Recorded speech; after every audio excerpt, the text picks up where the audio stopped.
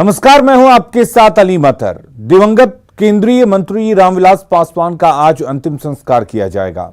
आज सबसे पहले उनके पार्थिव शरीर को अंतिम दर्शन के लिए पटना के एसके पुरी स्थित आवास पर रखा जाएगा, जहां लोग अपने चहेते नेता का अंतिम दर्शन कर सकेंगे। बाद में दोपहर 1:30 बजे दीघा के जनार्दन घाट पर राजकीय सम्मान के साथ अंतिम संस्कार होगा। अंतिम संस्कार में केंद्र सरकार के प्रतिनिधि के रूप में केंद्रीय मंत्री रविशंकर प्रसाद उपस्थित रहेंगे।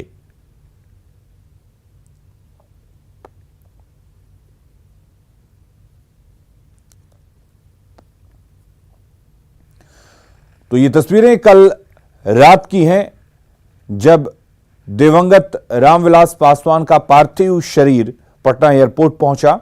तमाम दलों के नेताओं ने उन्हें पुष्प अर्पित किए, श्रद्धांजलि दी, नम आंखों से रामविलास पासवान को याद किया। आपको बता दें, जब उनका पार्थिव शरीर पटना एयरपोर्ट पर पहुंचा था तो सबसे पहले उन्हें, जब उनके बेटे चिराग पासवान पुष्प अर्पित करने पहुंचे, श्रद्धांजलि देने पहुंचे, तो वो फफक कर रो पड़े। नीतीश कुमार की आंखों में भी आंसू देखे गए। रवि एस नारायण हमारे साथ जुड़े हुए हैं। रवि, आज रामविलास पासवान के पार्थिव शरीर को एसके पुरी स्थित रखा जाएगा, उनके कार्यालय में, उनके मकान में। क्या कुछ आगे और होना है? कब उनका अंतिम संस्कार होगा?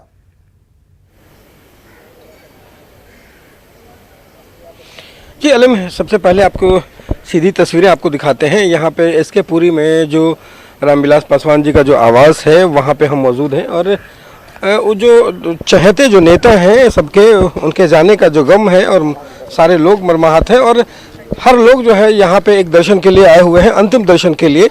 और उनके आवास पे सुबह से लोगों की जो है वो आवाजाही लग रही है। बारी बारी से जो लोग हैं सोशल डिस्टेंसिंग का पालन करते हुए यहाँ से प्रवेश कर रहे हैं और अंतिम दर्शन करके निकल रहे हैं।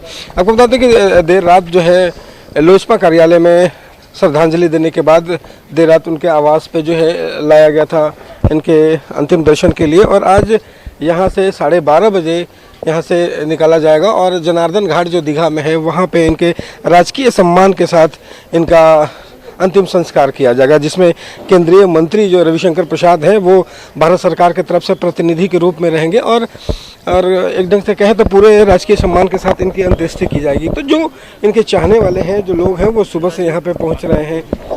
क्या कहेंगे? ये हम हाजीपुर संसदीय क्षेत्र से राघोपुर विधानसभा से आते हैं और हम लोग जनशक्ति पार्टी के विधानसभा के प्रभारी भी हैं। हम माननीय राष्ट्रपति और माननीय प्रधानमंत्री से मांग करते हैं कि इनका आदमकद प्रतिमा लगाया जाए लोकसभा राज्यसभा में, और इनको भारत रत्न का उपाधि दिया जाए, इससे सम्मानित किया जाए, ये मांग करते हैं। साथ ही लोगों को लोजपा के हमारे गार्जियन आदरणीय रामविलास पासवान जी को संसद भवन में आदमकद प्रतिमा लगाना चाहिए प्रधानमंत्री जी को, और राष्ट्रपति जी से मांग करते हैं कि उनका आदमकद प्रतिमा राज्यसभा में और पार्लियामेंट भवन में लगना चाहिए। रामविलास पासवान अमर रहे, गूंजे धरती आसमान, गूंजे धरती आसमान। आज हम लोगों के बीच में हम लोग का गार्जियन, अभिभावक, पितातुल केंद्रीय मंत्री माननीय रामविलास पासवान जी का निधन से काफ़ी हम लोग दुखी है। और हम ही लोग नहीं, पूरे हिंदुस्तान के लोग काफ़ी मर्माहत हैं। और जो क्षति हुई है हम लोगों को, ये शायद भरपाई हो पाया ना, शायद कभी भरपाई नहीं हो पाए। और सारे जो चाहने वाले हैं वो एक मांग कर रहे हैं कि इनकी आदमकद प्रतिमा जो है वो लगाई जाए संसद में। तो सारे लोग एक ढंग से कहें कि जो चाहने वाले हैं वो मर्माहत हैं अलीम। और यहाँ से 12:30 बजे अंतिम संस्कार के लिए ले जाया जाएगा। जी रवि, अगर बात करें तो कौन कौन से लोग अंतिम संस्कार में शामिल हो सकते हैं? हालांकि कल तमाम दलों के नेताओं ने श्रद्धांजलि दी पटना एयरपोर्ट पर, लेकिन क्या वो तमाम नेता, वो तमाम लोग जो हैं मौजूद रहेंगे यहाँ पर अंतिम संस्कार में?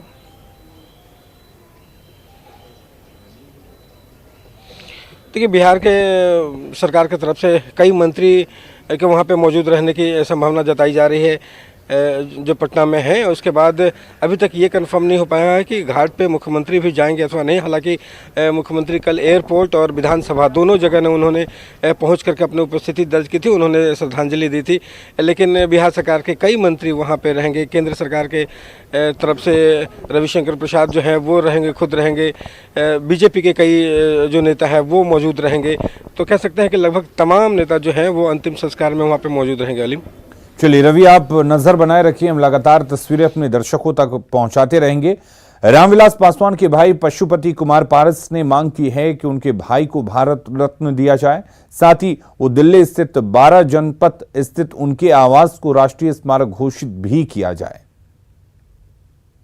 इनके बाद हम लोग माननीय प्रधानमंत्री जी से निश्चित रूप से मांग करेंगे कि भारत रत्न की उपाधि तो मिले ही, साथ ही 32 वर्ष से जिस मकान में रहते थे 12 जनपद में, उस 12 जनपद को राष्ट्रीय स्मारक घोषित किया जाए। ये हमारी मांग है, हमारी पुरानी मांग है। और हम लोग इस कार्यक्रम के बाद जब दिल्ली जाएंगे तो माननीय प्रधानमंत्री जी से इसके लिए हम लोग आग्रह करेंगे। और इससे पहले रामविलास पासवान का पार्थिव शरीर पटना लाया गया, जिसके बाद उन्हें श्रद्धांजलि दी गई। पटना एयरपोर्ट पर CM Nitish Kumar, deputy CM Sushil Modi, केंद्रीय मंत्री रविशंकर प्रसाद, विधानसभा में नेता प्रतिपक्ष तेजस्वी यादव ने उन्हें श्रद्धांजलि दी। इस दौरान रामविलास पासवान का पूरा परिवार एयरपोर्ट पर मौजूद था। रामविलास को श्रद्धांजलि देते वक्त मुख्यमंत्री भावुक उठे और उनकी आंखों में आंसू दिख रहे थे। वहीं चिराग पासवान पिता को फूल चढ़ाने के बाद काफी देर तक बैठे रहे। एक एक कर नेता रामविलास पासवान को श्रद्धांजलि देते रहे। इस दौरान एयरपोर्ट के बाहर बड़ी संख्या में लोग मौजूद थे। इसके बाद उनके पार्थिव शरीर को विधानसभा परिसर लेकर जाया गया, जहां सभी दलों के नेताओं ने श्रद्धांजलि दी, जो अपने दिवंगत नेता की आखिरी झलक को देखना चाह रहे थे।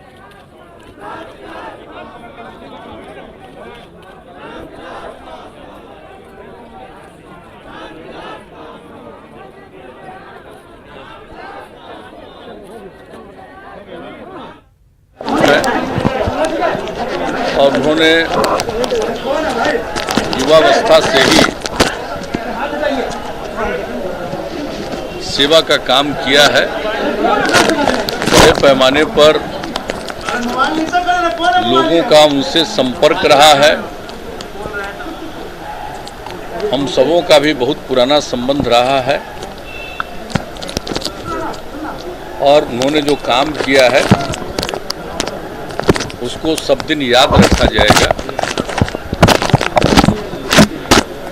वैसे तो हर किसी को एक न एक दिन जाना है, ये अलग बात है, लेकिन इस प्रकार से जाने पर तो भारी पीड़ा और तकलीफ होती है।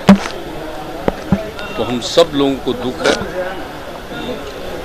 हम अपनी श्रद्धांजलि देते हैं और कामना करते हैं उनका काम लोग याद रखें। और जिस तरह से लोगों के साथ उनका संपर्क था, हम समझते हैं कि आगे आने वाले समय में भी उनका जो संपर्क रहा है और उनकी जो भूमिका रही है, लोगों के साथ जो रिश्ते रहे हैं, उसको लोग नहीं भुलाएंगे। और इन्हीं शब्दों के साथ मैं पुनः उन्हें श्रद्धांजलि अर्पित करूँ। रामविलास पासवान जी आदरणीय, वो हमारे एक पिता तुल्य रहे, हमारे अभिभावक रहे, गार्जियन रहे और बिहार की राजनीति में एक वट वृक्ष के रूप में हम लोग सब लोग उनको देखते हैं।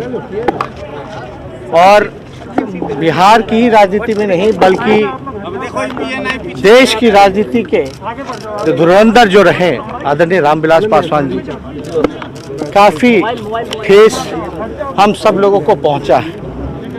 आज सबसे ज़्यादा ज़रूरत जब चिराग जी को उनके पिता की थी, तो आज हमारे बीच वो नहीं रहे। कल हमारी माँ ने भी दुख प्रकट किया था और कल तो हमारे घर में चूल्हा भी नहीं जला था। राजनीति रिश्ते भले ही अलग हों, लेकिन हम सब लोगों का एक पारिवारिक संबंध रहा। कुछ और खबरों का रुख कर लेते हैं। भोजपुर के बड़हड़ा से आरजेडी विधायक पर दलित युवक को धमकी देने के वायरल ऑडियो मामले में नया मोड़ आ गया है। विधायक सरोज यादव पर पीड़ित युवक से जबरन बयान बदलवाने के आरोप में SC थाने में केस दर्ज कराया गया है। इसके बाद आरोपी विधायक सरोज यादव ने पीड़ित के माता पिता के साथ आरा में प्रेस कॉन्फ्रेंस की। इस दौरान पीड़ित के माता पिता ने अपने लड़के के अपहरण किए जाने की बात कही। वहीं विधायक सरोज यादव ने बीजेपी प्रत्याशी राघवेंद्र प्रताप सिंह पर राजनीतिक षड्यंत्र के तहत फंसाने का आरोप लगाया। ये बोला कि नहीं पापा, हम तो धमका रहे हैं, डरा रहे हैं। कौन डरा रहा है, धमका रहा है? मैं पूछा उससे, लेकिन वहाँ से मैडम बोली कि चलो यहाँ से कोई बात नहीं करना है, बाहर निकलो। और उस बच्चे को गायब कर दिया गया है पूर्व विधायक राघवेंद्र प्रताप सिंह के द्वारा, जो कि भाजपा के 2020 के भाजपा के प्रत्याशी हैं। और उनके द्वारा उस बच्चे को पता नहीं कहाँ रखा गया, उसका नंबर भी ऑफ करके रखा गया है।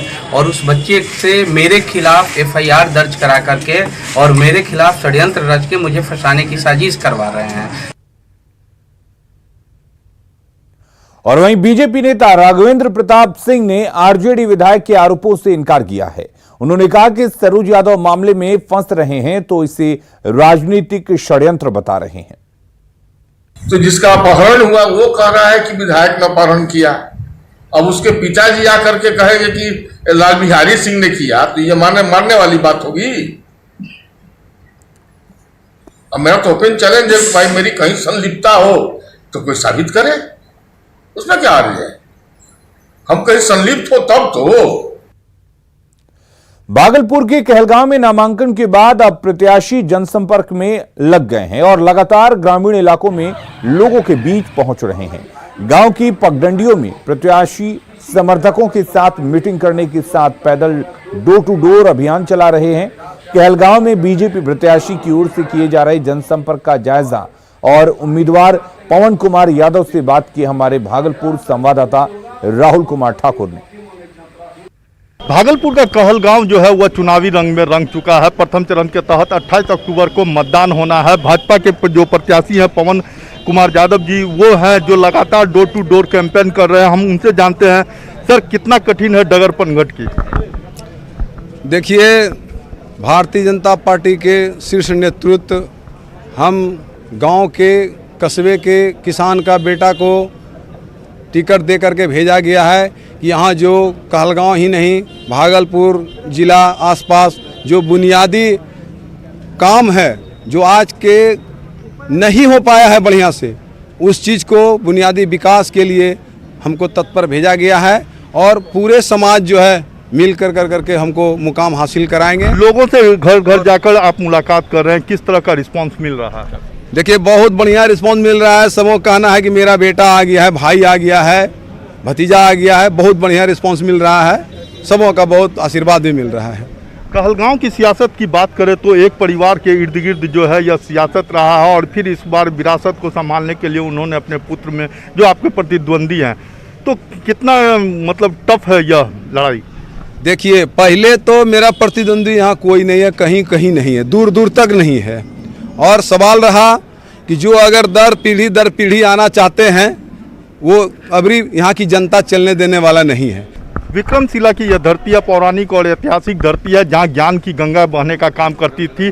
और इसके अलावा जो है उत्तर वाहिनी गंगा का प्रवाह भी यहाँ से होता है। तो सीधा जो भाजपा के प्रत्याशी हैं उनका कहना है कि उत्तर वाहिनी गंगा के समान ज्ञान की गंगा का जो यह क्षेत्र है उसकी फिर से उसे लौटाने का प्रयास किया जाएगा। तो कैमरामैन राजीव सिंह के साथ राहुल, न्यूज़ 18 कहलगांव, भागलपुर। तो भागलपुर के कहलगांव में नामांकन के बाद प्रत्याशी जनसंपर्क में लगे हुए हैं, लगातार ग्रामीण इलाकों में पहुंच रहे हैं, लोगों के बीच जा रहे हैं। कहलगांव के ऐसे ही एक गांव ओगरी में कांग्रेस प्रत्याशी की ओर से चलाए जा रहे जनसंपर्क का जायजा लिया संवाददाता राहुल ठाकुर ने। भागलपुर के कहलगांव और सुल्तानगंज में प्रथम चरण में जो है 28 अक्टूबर को मतदान होना है और मतदान को लेकर जो है चुनावी रंग में जो है कहलगांव और सुल्तानगंज रंग चुका है। कहलगांव का ओगड़ी का गांव है यह, जहां देख सकते हैं कि किस तरह से यह जो गांव है चुनावी रंग में रंगा हुआ है। और यहाँ जो कांग्रेस के प्रत्याशी हैं शुभानंद मुकेश जी, वो लगातार लोगों से जनसंपर्क कर रहे हैं, लोगों से मिल रहे हैं, डोर टू डोर जाते हुए। सर, किस तरह की कैंपेनिंग हो रही है? मुखिया चुनाव जैसे होता है कि घर घर जाना पड़ता है तो 430 गांव हैं, उसमें 360 में मैंने वो घर से घर जोड़ लिया है। कुछ गांव छूट गए हैं, उन सब के लिए मैं प्रयासरत हूँ। किसी को ये शिकवा ना रह जाए कि मैं उसके घर नहीं आया, मैं उसके गांव नहीं घूमा, पैदल नहीं घूमा, सब चीज़ कर रहा हूँ। कई मतलब बड़े बुजुर्ग भी मिल रहे हैं, युवा भी मिल रहे हैं, महिलाएं भी मिल रही हैं। किस तरह की बातचीत हो रही है? हमारे पिता के साथ इन्होंने राजनीति शुरू की, राजनीति इन्होंने उनको सहयोग किया।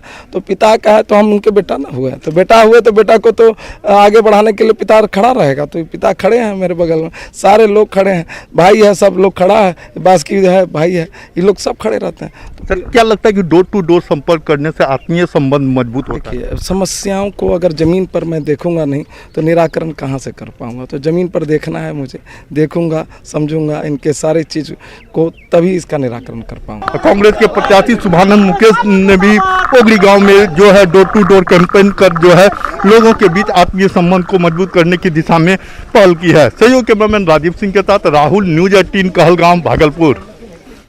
पूर्वी चंपारण के लोगों को समृद्धि का स्रोत रहा मोतिहारी चीनी मिल एक बार फिर चुनावी मुद्दा बनेगा। ब्रिटिश राज के दौरान 1933 में बने हनुमान शुगर मिल के कई बार नाम बदले गए और आखिरकार मिल ने 2013 में दम तोड़ दिया। 2013 से ही इसे फिर से चालू करने की मांग उठती रही है, लेकिन प्रशासनिक विफलता और राजनीतिक लापरवाही के कारण मिल को चालू नहीं कराया जा सका।